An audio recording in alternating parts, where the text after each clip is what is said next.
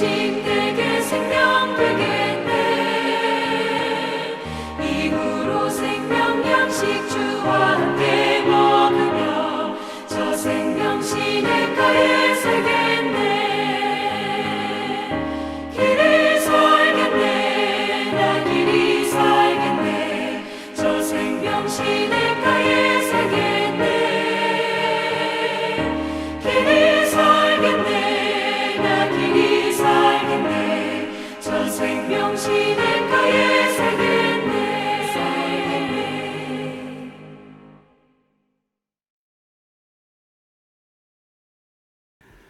이 시간 사도신경으로 신앙 고백 함께 하시겠습니다. 나는 전능하신 아버지 하나님 천지의 창조주를 믿습니다. 나는 그의 유일하신 아들 우리 주 예수 그리스도를 믿습니다. 그는 성령으로 잉태되어 동정녀 마리아에게서 나시고 본디오 빌라도에게 고난을 받아 십자가에 못 박혀 죽으시고 장수된 지 사흘 만에 죽은 자 가운데서 다시 살아나셨으며 하늘에 오르시어 전능하신 아버지 하나님 우편에 앉아 계시다가 거기로부터 살아있는 자와 죽은 자를 심판하러 오십니다. 나는 성령을 믿으며 거룩한 공교회와 성도의 교제와 죄를 용서받는 것과 몸의 부활과 영생을 믿습니다. 아멘. 네, 오늘 함께 보실 말씀은 마태복음 9장 9절부터 13절까지 말씀입니다. 마태복음 9장 9절부터 13절까지 말씀입니다.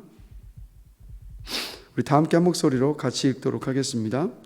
예수께서 그곳을 떠나 지나가시다가 마태가 하는 사람이 세관에 앉아 있는 것을 보시고 이르시되 나를 따르라 하시니 일어나 따르리냐.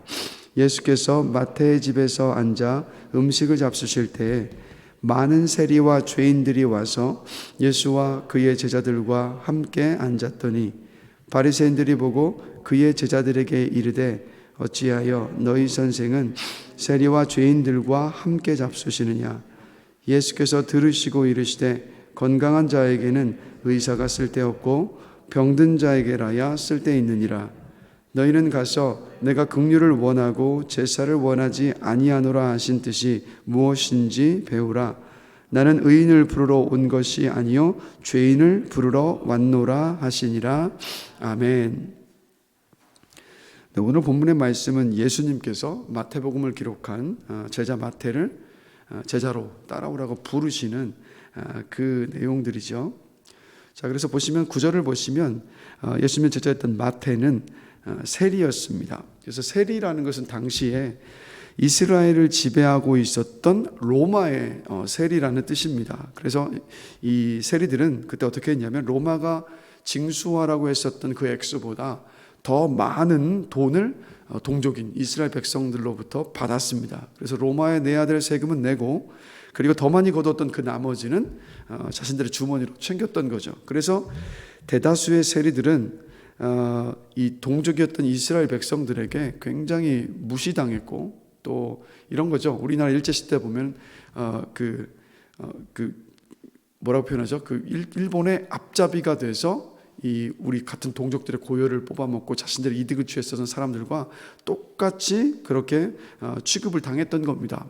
그래서 동족들에게는 미움을 당했었던 사람들이지만 그러나 또 이들의 개인으로 보면요, 이들은 부자였고요, 그리고 안정적인 직업을 가지고 있었던 사람들이기도 했던 겁니다.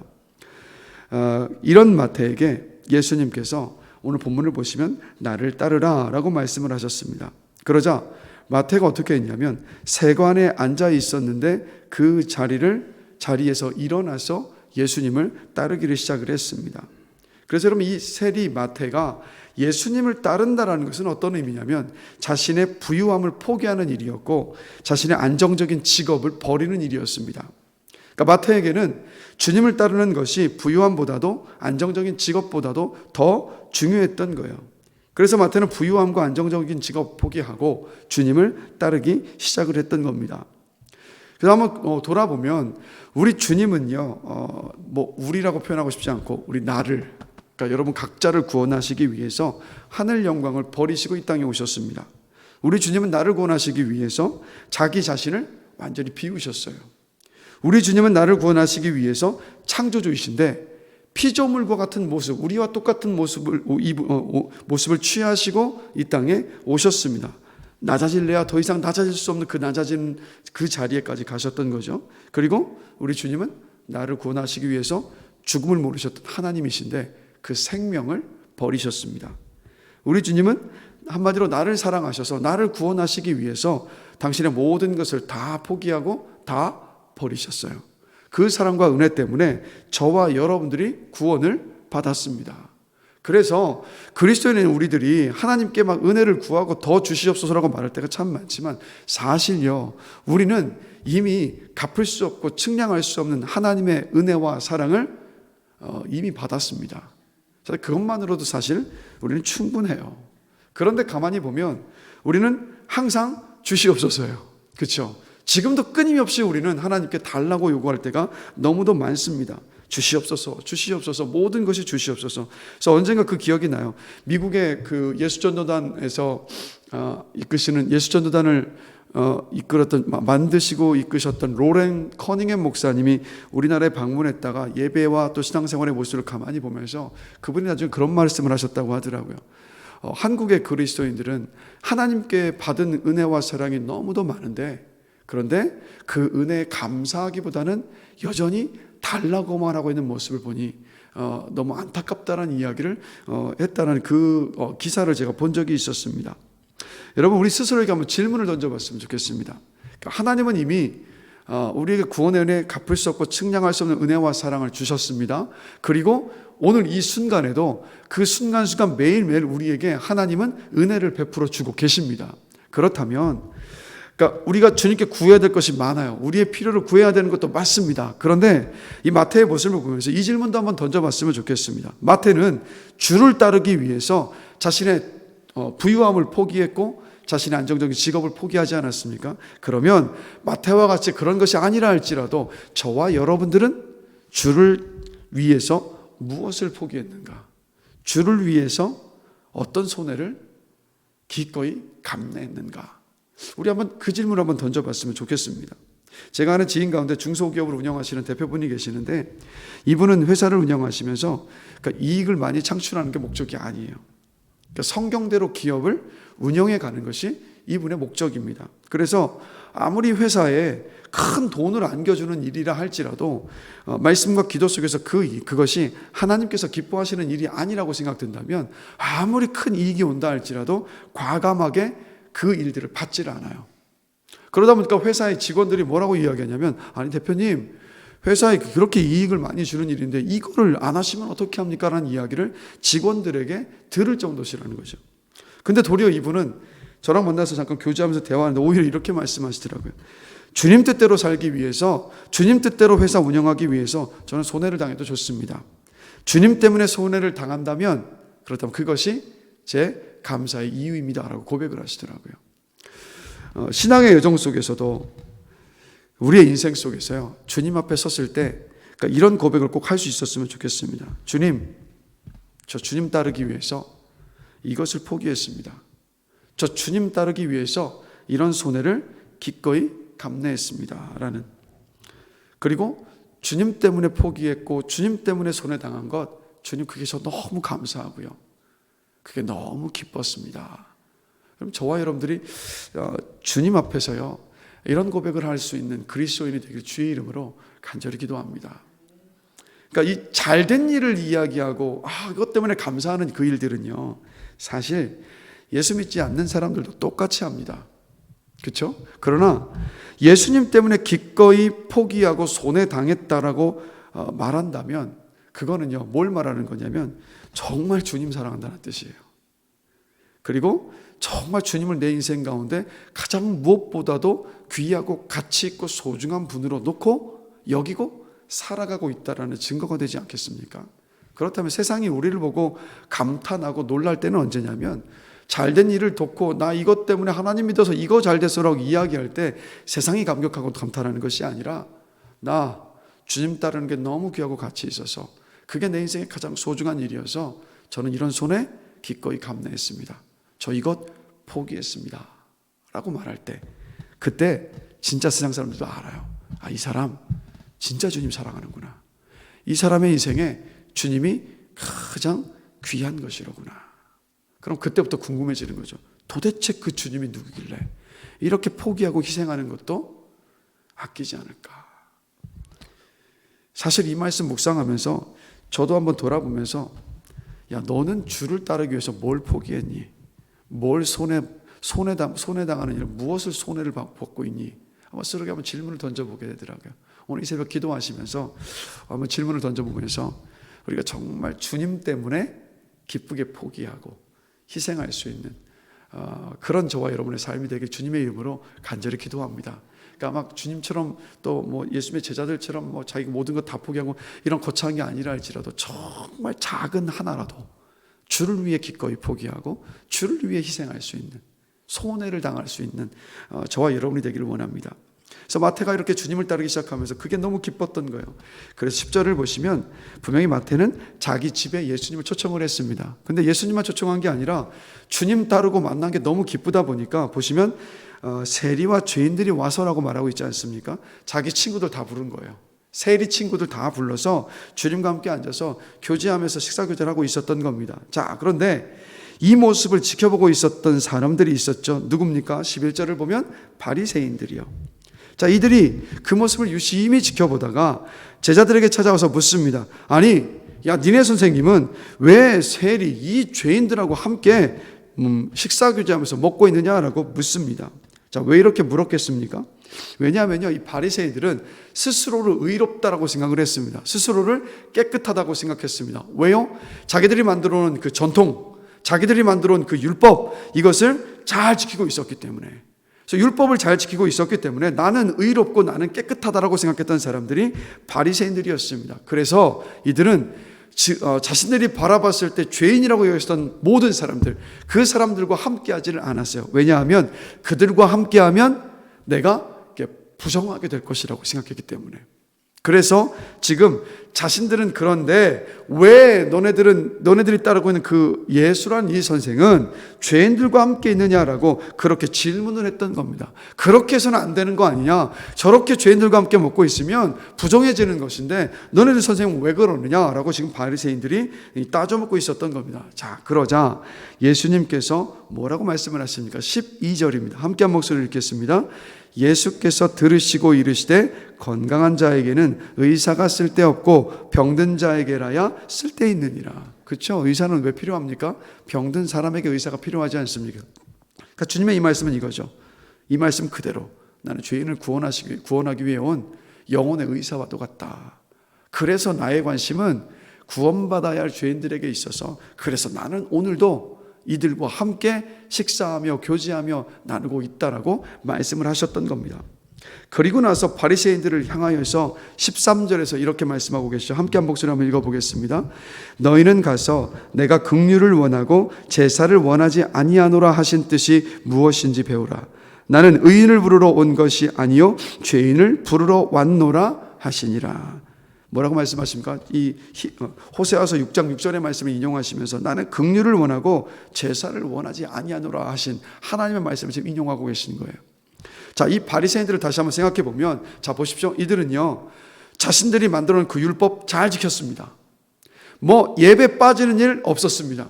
금식도 철저하게 했습니다. 또 성경 말씀도 열심히 봤습니다. 헌금 생활도 아주 뭐 누가 봐도 나무랄 데가 없었던 사람들이 바리새인들입니다. 그런데 안타까운 것은 뭐냐면 이들의 어떤 종교적인 이 행위만을 바라본다면 하나님을 진짜 사랑하는 사람들이 맞아요. 사람들이 바라보면 와, 진짜 하나님 사랑하는구나. 이걸 바리새인들을 보면서 이들은 감탄했습니다. 자, 그런데 문제는 뭐냐면 이들이 하나님을 사랑하는 것처럼 보이기는 했으나 그들의 중심 안에는 하나님을 사랑하지 않았어요. 자기들의 의의를 세웠고 자기들의 만족을 추구하고 있었던 겁니다. 자, 그런데 그것이 무엇으로 나타났냐면 우리 예수님께서 이런 말씀하셨잖아요. 가장 크고 중요한 계명이 어떤 계명이었죠? 두 가지 계명. 하나님을 사랑하고 이웃을 사랑하는 거예요. 이 말씀은 뭐냐면 하나님을 사랑한다면 하나님 사랑하는 것은 이웃 사랑으로 나타난다는 거예요. 하나님을 사랑한다면 내 주변의 이웃을 사랑해야 한다는 말씀이에요. 그래서 하나님 사랑과 이웃 사랑은 같이 가는 겁니다. 자, 그런데 바리새인들은 하나님을 사랑하는 것처럼 보였던 그 행위들, 그 행위들은 완벽했지만 그 행위들은 사람들이 봤을 때 감탄을 자아낼 만큼 열심히 했었던 사람들이 맞지만, 그런데 보면 주변의 이웃들을 사랑하지 않았어요. 긍휼함도 없었고 자비함도 없었어요. 그것을 예수님께서 찝어서 말씀하고 계신 거예요. 그럼 바리새인들의 이 모습을 보면서 우리 자신을 한번 돌아보기를 원합니다. 우리들도요, 바리새인과 같은 우를 범할 때가 정말 많습니다.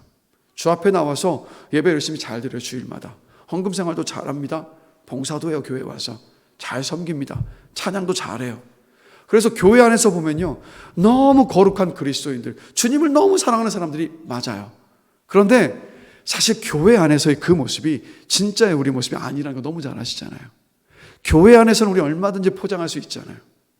정말 우리가 하나님을 사랑하는지 사랑하지 않는지가 드러나는 현장은 언제냐면 우리 안에 긍휼함과 자비함이 있는지, 내가 매일 만나고 부대끼며 살아가는 내 가족들과 내 이웃들과 내 직장의 동료들과 내 친구들과 내가 아는 모든 사람들을 대할 때 정말 주의 마음으로 그들을 대하고 있느냐 아니냐, 그걸 보면 우리가 진짜 주를 사랑하는지를 아닌지를 알 수 있습니다. 어떠십니까? 주변에 만나는 사람들을 향하여서 긍휼함과 자비함과 또 그들을 기쁘게 맞으면서 섬기고자 하는 그런 어떤 삶 가운데 살아가고 계십니까? 너무 멀리 가지 않으셔도 되고 가장 가까이에 있는 내 가족들부터 한번 돌아보십시오. 저는 그래서 항상 긴장하고 두려운 것이 뭐냐면, 제가 주일마다 말씀을 전할 때, 아니면 뭐 금요 성령 집회도 그렇고 이 새벽 시간도 마찬가지죠. 그러면 제 아내와 아이들이 앉아서 함께 예배를 드리고 있잖아요. 제가 전하는 메시지를 듣고 있지 않습니까? 그러면 메시지를 전하고 있는 저의 모습, 전하고 있는 제 모습도 보면서 동시에 메시지를 전하는 대로 살고 있는지 아닌지를 그냥 두 눈 시퍼렇게 뜨고 가정 안에서 저를 지켜보고 있잖아요. 사실 어떤 때는 굉장히 두렵습니다. 우리 아이들이 나를 어떻게 생각하고 있을까? 여러분들은 어떠십니까? 그러니까 저와 여러분들이 하나님을 사랑한다는 하나님을 사랑하는 일에는요, 우리가 어찌 보면 참 열심을 잘 내요. 사실 문제가 별로 없는 것 같아 보일 때도 많아요. 그런데 그것과 동시에 가야 할 이웃을 사랑하는 그 일들, 이게 함께 갈 때 진짜 하나님 사랑하는 겁니다. 그러니까 하나님이 진짜 바라시는 건 뭐냐면 주님 마음을 품고 우리가 살아가는 것, 바로 자비와 긍휼과 사랑이에요. 오늘 함께 기도하시면서 하나님 아버지, 제가 주를 사랑한다는 나의 신앙의 고백이 내 주변에 이웃들을 사랑하고 그들을 긍휼히 여기고 그들을 자비롭게 대하는 삶으로 온전히 드러날 수 있는 삶이 되기를 원하노라고, 또 함께 도움을 구하며 기도하는 이 시간이 되기를 원합니다. 그리고요, 오늘 하루 동안 여러분들이 만나시는 모든 사람들, 색안경 끼고 계셨던 것도 벗어 던져버리시고 그들 있는 모습 그대로 주님이 나를 그렇게 대해 주셨던 것처럼 나도 그들을 그렇게 대하면서 자비와 긍휼한 마음으로 우리를 만나는 사람들을 대할 수 있는 그런 하루가 되기를 주님의 이름으로 간절히 축원합니다. 그래서 하나님 사랑과 이웃을 사랑하는 것이 같이 가는, 정말 하나님께서 기뻐하시는 그러한 삶을 살게 되시길 주님의 이름으로 축복합니다. 잠시 함께 기도하겠습니다. 하나님 아버지, 짧은 오늘 본문의 말씀이지만 참 많은 것을 질문을 던지며 생각해 보게 됩니다. 성령님, 이 시간 함께 하셔서 우리 자신 한번 돌아보면서 나는 주를 위해서 어떤 것을 포기했는가? 나는 주를 따르기 위해서 어떤 손해를 기꺼이 감당하고 있는가? 우리 한번 돌아볼 수 있는 시간이 될 수 있도록 인도하여 주시옵소서. 주님께 받은 것이 너무 많은데 우리는 여전히 달라고만 하고 있는 것은 아닌가 돌아보게 됩니다. 그리고 하나님을 사랑하는 것과 이웃을 사랑하는 것은 언제나 함께 가는데, 혹시 우리 안에 주님 마음을 품지 못한 채 긍휼함과 자비와 사랑하는 그 마음으로 내 주변의 이웃들을 대하고 있지 못한 것은 아닌가? 오늘 함께 기도하면서 우리 자신을 돌아볼 수 있는 시간으로 성령 하나님 인도하여 주시옵소서. 그래서 이 자리는 우리들 모두가 다 정말 주님께서 기뻐하시는, 하나님도 사랑하고 또 이웃도 하나님을 사랑하는 것만큼 사랑하는 주님께서 기뻐하시는 그리스도인의 그 삶을 살아갈 수 있도록 주님 우리를 붙잡아 주시옵소서. 우리는 완전하지 않습니다. 실수할 때도 많고 주의 뜻대로 살지 못할 때도 많습니다. 그러나 주님 십자가를 의지해서 우리는 오늘도 또 주를 붙잡고 의지하며 일어서오니 우리가 정말 하나님도 사랑하고 이웃도 사랑하는 그 삶을 살아갈 수 있는 힘과 능력과 은혜를 우리 모두에게 베풀어 주시옵소서. 그러기 시간 믿음으로 주 앞에 간구하며 기도함으로 나아갈 때 우리 두 마음 품고 기도하지 않고 한 마음 품고 주님께 모든 것 맡기며 기도하겠습니다. 우리의 믿음의 기도 주님께서 들으시고 신실하게 응답하시고 역사하여 주심을 믿습니다. 이곳에 우리 사랑하는 모든 성도들 그 믿음으로 주님을 신뢰하면서 간구할 수 있는 귀한 시간으로 또한 인도하여 주시옵소서. 감사합니다. 예수 그리스도의 이름으로 기도드렸습니다. 아멘. 하늘에 계신 우리 아버지의 이름을 거룩하게 하시며 아버지의 나라가 오게 하시며 아버지의 뜻이 하늘에서와 같이 땅에서도 이루어지게 하소서. 오늘 우리에게 일용할 양식을 주시고 우리가 우리에게 잘못한 사람을 용서하여 준 것 같이 우리 죄를 용서하여 주시고 우리를 시험에 빠지지 않게 하시고 악에서 구하소서. 나라와 권능과 영광이 영원히 아버지의 것입니다. 아멘.